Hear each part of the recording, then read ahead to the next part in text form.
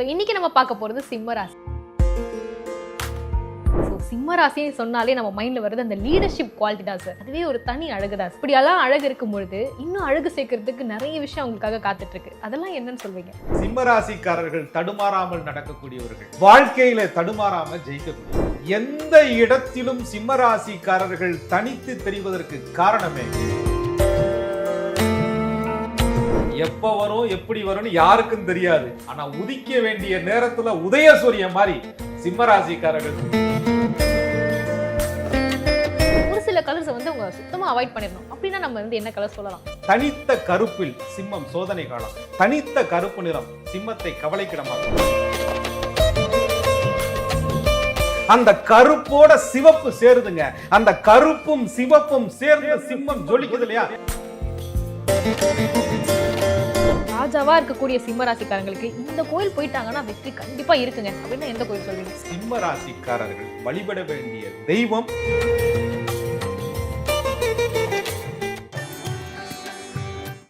வணக்கம் சார். வணக்கம். குரு வாழ்க, குருவே துணை. ஸோ இன்னைக்கு நம்ம பார்க்க போகிறது சிம்ம ராசி. ஸோ சிம்ம ராசின்னு சொன்னாலே நம்ம மைண்டில் வருது அந்த லீடர்ஷிப் குவாலிட்டி தான் சார். அந்த ஒரு அரியாசனம், ஒரு கம்பீரம், இது எல்லாமே இருக்கும். அந்த லீடர்ஷிப்பாலேயே எல்லா விஷயத்தையும் வந்து தன்மையப்படுத்திக்கிறதுல ஒரு தனி ஸ்பெஷல், அதுவே ஒரு தனி அழகு தான் சார். இப்படியெல்லாம் அழகு இருக்கும் பொழுது இன்னும் அழகு சேர்க்கறதுக்கு நிறைய விஷயம் அவங்களுக்காக காத்துட்ருக்கு. அதெல்லாம் என்னன்னு சொல்வீங்க? சிம்ம ராசிக்காரர்கள் சூரிய பகவானை அம்சமாக பெற்றவர்கள். யாரும் வரணும், நமக்காக காத்திருக்கணும், நமக்காக வந்து வெயிட் பண்ணணும், அவங்க வந்தா தான் நம்ம வரணும் அப்படிங்கிறது சிம்மத்திற்கு கிடையாது. ஒருத்தர் ஒரு சபையில ஒரு கூட்டத்துல வந்துட்டாங்க அப்படின்னு சொன்னா சில பேர் வந்துட்டாங்களா அப்படின்னு தெரியும். சில பேர் வந்தது சொல்லாமலேயே தெரியும் என்றால் அது சிம்மம். ஒரு கூட்டம் இல்லைங்க, ஒரு இடம் இல்லைங்க, ஒரு நாடு இல்லைங்க, எந்த இடத்திலும் சிம்ம ராசிக்காரர்கள் தனித்து தெரிவதற்கு காரணமே ராஜ்ய கிரகம் என்று சொல்லக்கூடிய சூரிய பகவானுடைய அம்சம் அவர்களுக்கு இருக்கிறதுனால. சிம்மம் வந்து நடந்தா தரகூட தடுமாறுன்னு சொல்லுவாங்க. சிம்ம ராசிக்காரர்கள் தடுமாறாமல் நடக்கக்கூடியவர்கள், வாழ்க்கையில தடுமாறாம ஜெயிக்கக்கூடியவங்க. அவங்க தடமாறாம வாழ்வதே ஒரு அழகுதான். சிம்ம ராசிக்காரர்கள் சூரியன், அந்த தேஜஸுங்க, அந்த ஒளிங்க, அத்துணை உயிர்களுக்கும் ஒளி தரக்கூடிய அந்த சக்தி, எனர்ஜி சிம்மத்தினுடைய ஒளி. சிம்மத்திற்கு அதிபதியான சூரிய பகவான் இருக்கும் நிலையை பொறுத்து சிம்ம ராசிக்காரர்களுடைய அழகு என்பது கூடிக்கிட்டே போகும். சிம்ம ராசிக்காரவங்க நடந்து வரும்போது சத்தம் வேணாங்க, பார்வை ஒன்றே போதும் சிம்மத்தினுடைய பலத்தை தெரிந்து கொள்வதற்கு. பார்த்தாலே அழகு, ஒரு சபையில் இருந்தாலே அழகு, ஒரு சபைக்கு வந்தாலே அழகு. எப்ப வரும் எப்படி வரும்னு யாருக்கும் தெரியாது. ஆனா உதிக்க வேண்டிய நேரத்துல உதயசூரியன் மாதிரி சிம்ம ராசிக்காரர்கள் சரியான நேரத்தில் உதிப்பார்கள், வருவார்கள், நிற்பார்கள், வெல்வார்கள், என் நாட்டுக்கே ஒளி தருவார்கள். ஆக சிம்ம ராசிக்காரர்கள் சூரியன் அம்சமாக பெற்றவர்கள். அந்த சூரிய ஒளியாளர் சகல ஜீவராசிக்காரர்களும் வளம் பெற போறாங்க, வளம் பெறுவாங்க. ஸோ யாருக்குமே காத்திருக்காத அந்த ஒரு சூரியனை பலமாக கொண்ட சிம்ம ராசி சார். ஸோ இவங்களோட கேரக்டர் பார்க்கும்போது ஒரு பக்கம் நீங்கள் சொன்ன மாதிரி அந்த லீடர்ஷிப்பு, எல்லாரையும் திரும்பி பார்க்க வைக்கக்கூடிய அந்த ஒரு திறன், அந்த ஆளுமை, இது எல்லாமே இருக்கிறனால மோஸ்ட்லி அரசியல்லையும் இருக்க வாய்ப்பு உண்டு. ஸோ அப்படி இருக்கும்போது நிறைய ஒயிட் கலர்ஸ் எல்லாம் வந்து யூஸ் பண்ணுறாங்க சார். அப்போ ராசியான கலரில் நாங்கள் ஒயிட்டை எதிர்பார்க்கலாமா? சிம்ம ராசிக்காரர்களுக்கு ராசியாதிபதினு சொல்லக்கூடிய சூரிய பகவான் வந்து அந்த இளஞ்சிவப்பு நிறம், கோல்டன் கலரு, தங்க கலரு, இதெல்லாம் சிம்ம ராசிக்காரர்களுக்கு உகந்த கலர்னு சொல்லுவாங்க. ஒரு ராஜா கிரீடம் இல்லாத ஒரு ராஜா கிடையாதுன்னு சொல்ற மாதிரி, ராஜ்யம் இல்லாதவரும் ராஜா கிடையாதுன்னு சொல்ற மாதிரி, சிம்ம ராசிக்காரர்கள் அந்த கோல்டன் கலர் ட்ரெஸ் போட்ட உடனே வெண்மை நிற சட்டை போடலாம், ஆனா கருப்பு நிற பேண்ட் போடக்கூடாது. ராஜா இருப்பாரு, ராஜ்யம் இருக்காது.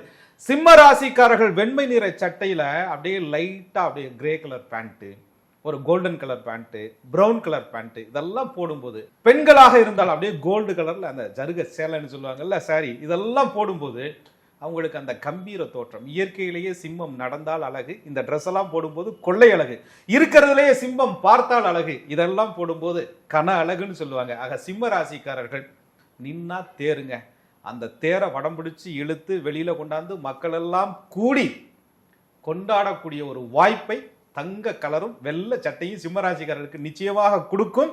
அந்த கலர்ல அவ்வளோ அம்சமா சிம்ம ராசிக்காரர்கள் இருப்பாங்க. சிம்மத்துக்கு உகந்த கலர் வந்து கோல்டு, ஒயிட் இதெல்லாம் சொன்னீங்க, ப்ரௌன் கூட சொன்னீங்க. அப்போ அந்த டார்க் ஷேட்ல போலாமா சார்? இப்போ ப்ரௌனும் சொல்லியிருக்கீங்க, டார்க் ப்ரௌன், காஃபி ஷேடு, இல்லை வேற எதுவும் பிரைட் கலர்ஸ்லாம் யூஸ் பண்ணிக்கலாமா? சிம்ம ராசிக்காரர்களுக்கு அந்த இளஞ்சிவப்பு நிறம்னு சொல்லக்கூடிய கலர்ஸ் எல்லாமே யூஸ் பண்ணலாம். அதே மாதிரி ஃபேண்டா கலர்னு சொல்றோம்லே அதெல்லாம் அதிகமாக ஆரஞ்சு கலர், அந்த கலர் வந்து அதிகமாக உபயோகப்படுத்தலாம்.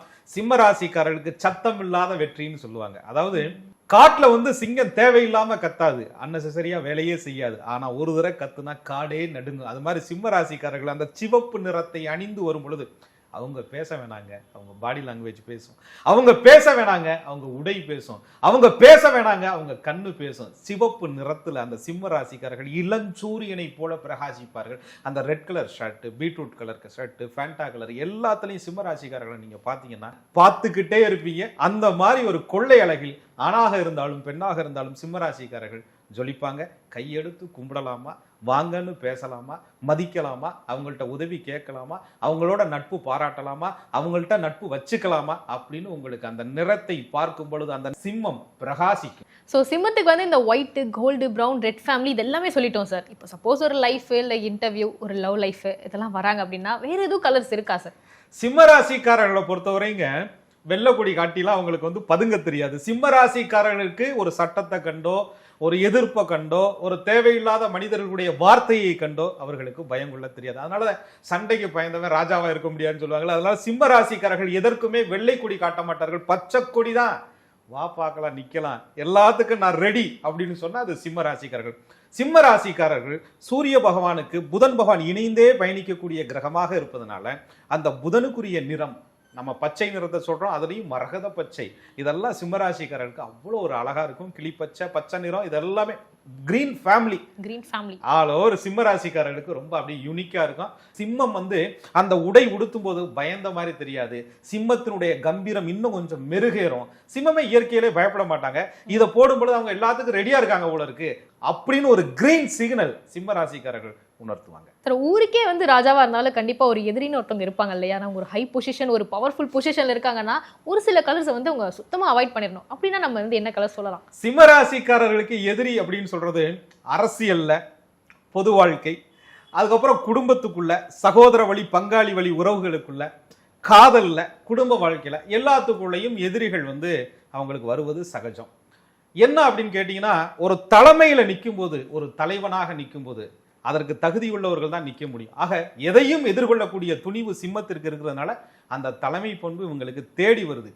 வெறும் கருப்பு மட்டும் சிம்மம் ஜெயிக்காது. தனித்த கருப்பில் சிம்மம் சோதனை காலம். தனித்த கருப்பு நிறம் சிம்மத்தை கவலைக்கிடமாக்கும். தனித்த கருப்பு சிம்மத்தை போராட்டக்களமாக்கும். அந்த கருப்போட சிவப்பு சேருதுங்க. அந்த கருப்பும் சிவப்பும் சேர்ந்து சிம்மம் ஜொலிக்குது இல்லையா, அதுதாங்க வெற்றி. கருப்பும் சிவப்பும் சேர்ந்ததுதான் சிம்மத்தினுடைய வெற்றி. அந்த கருப்பு சிவப்பு தான். நான் இருக்கேன்டா, நான் மட்டும்தான்டா பாதுகாப்பேன், நான் மட்டும்தான்டா எல்லாம், என் கூட எல்லாரும்டா அப்படின்னு சொல்லி தனித்த ஆளா இல்லாம ஒரு கூட்டத்தையே நிறுத்தி எதிர்க்கக்கூடிய துணிவு கருப்புக்கும் உண்டு, சிவப்புக்கும் உண்டு. கருப்பு சிவப்பு சேர்ந்த நிறத்திற்கு உண்டு. அதுதாங்க சிம்மம். தனித்த கருப்பா மட்டும் இருக்க கூடாதுன்னு சொல்லிட்டீங்க. ஆனா அந்த கருப்போட சிவப்பு சேர்ந்தா பிரைட்டா இருக்குன்னு வர சொல்லிருக்கீங்க. அப்ப அது நம்ம யூஸ் பண்ணிக்கலாம்ல. கருப்பு அப்படின்னு சொல்லக்கூடியது ஒரு வெறுப்பு.